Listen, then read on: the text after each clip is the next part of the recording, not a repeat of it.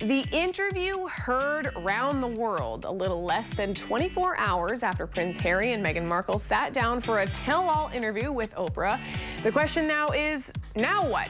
So here to help us break down a lot of what was said is author Daniel P.T. Thomas of Chincoteague. He has ties to England, and he's our go-to for all things royal family. Daniel, it's great to have you here. Gut reaction to the interview. What do you think?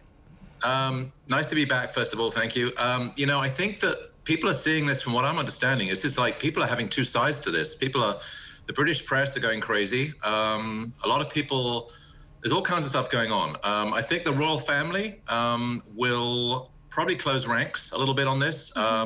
People are saying it's very hurtful. It could end up being a very sort of undignified tit-for-tat discussion between, Harry and Meghan and them. The thing one has to remember is that they're free to do what they like at this point. They're not bound to the royal family protocol. They were able to do this interview. As far as I know, it was not for pay. They wanted to get their story across. And now that it's all out, and there's more to come, I gather, there's people are taking sides a little bit, and some people are reacting differently. So it's been a very interesting thing. It reminds me of the 1995 Diana interview that took place for the BBC many, many years back. Yeah, and what do you think people are reacting to the most? There's some shock about certain things, such as various reveals like the color of Archie's skin, which I thought was an interesting discussion. I think there are people who are sympathizing with Meghan and her understanding of lack of support during her time with the royal family. There are people who are sympathizing, and then there are others who, the press in the UK is reacted pretty badly to it all. I think the Express, I was reading this morning, the Express newspaper said they should lose their citizenship, which is a little bit crazy. And other people are saying, well, if they wanted their privacy, why does the world need to know about this now? Why are they suddenly not being private? There's all these little questions coming up now about this whole thing. And some people are saying it's an exercise in torching the Windsors. So on it goes. It's the crown come to life. It's the ever-growing saga. Yeah. Yeah, and so do you see the royal family coming out with, will they come out with an article? Are they going to say some things? What do you think is going to happen? I think they're going to stick very much to a conservative response. I think they're not going to react. You got to remember that the firm, as it's called, is very protocol orientated. They're going to take some time to understand what this means. They've got to safeguard their image. They've got to safeguard everything about the royal family. So they're going to play down, for example, some of this rift between William and Charles now with Harry and the unsettling of the relationship. They're going to play it down. They do not want any more drama than it's already happened. Yeah, exactly. That was my next question. What do you think the big takeaway is regarding Harry's current relationship with his family back in England? What do you think that kind of is right now? I think Harry, as he said, he feels he was let down by his father, Prince Charles. I think it's a little harsh sometimes, when he said, I think his father wasn't calling him. Us parents, and I'm a parent myself, we don't always call our children back. But I don't know what circumstances that was with. I do know that Charles probably wasn't able to assist with some of the narrative, because you got to remember, he's controlled by the institution himself. So he can't necessarily pick up the phone and go, hey, Harry, everything's cool, don't worry. He's got to stick to a certain script as well. So, but I do think there's some real concern there. I think that there's some rifts that have started to occur, unfortunately. Absolutely. Do you think that any part of Diana's story inspired them to talk? Absolutely. Really? Totally.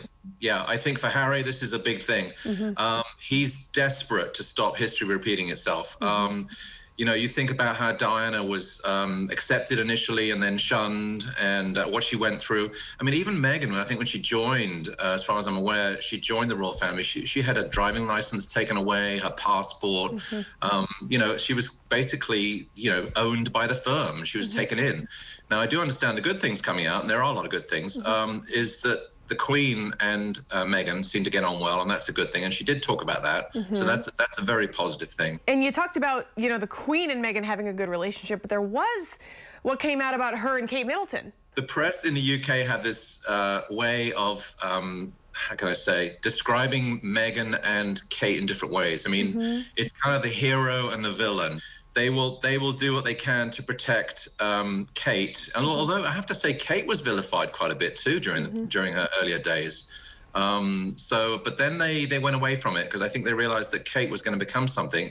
Not that Meghan hasn't. It's just that Meghan has been seen as almost a bit like a Wallace Simpson type of figure sometimes, and obviously the race card doesn't help matters at all. So yeah, I think Meghan's really come out on the short end of this in terms of the way she's been treated both internally by the institution, but also by the press. She's really had a rough time of it. Do you see them being welcomed back to England with open arms ever, or, you know, what's the future look like? What do we say? Sometimes, you know, when people say, do you remember what happened when Charles treated Diana the way he did? And so many people have forgotten that, especially the younger generation. I think over time, yes, I think they will work out whatever they need to work out. But you've got to remember now that the royal family has somewhat been branded sort of racists and uncaring. So that's the immediate reaction right now. And so this is a very sore moment. You know, it's not a tough time to be doing this. And, you know, you've got people who will say that they should have just been private and kept it the way it was. And others who basically have said, no, they should have shared their story. So it's going to go on for quite a bit. But I do think over time, the fact that the Queen has been very forthcoming with Meghan particularly, that's a good sign. And another positive to the interview, I know there was a lot of, you know, a lot of things were said. We found out the baby's gender. Yes, I know, yeah. We did find out they're having a girl. Yeah, isn't that great? So that's another good thing. Yeah, there's good things that come out of it.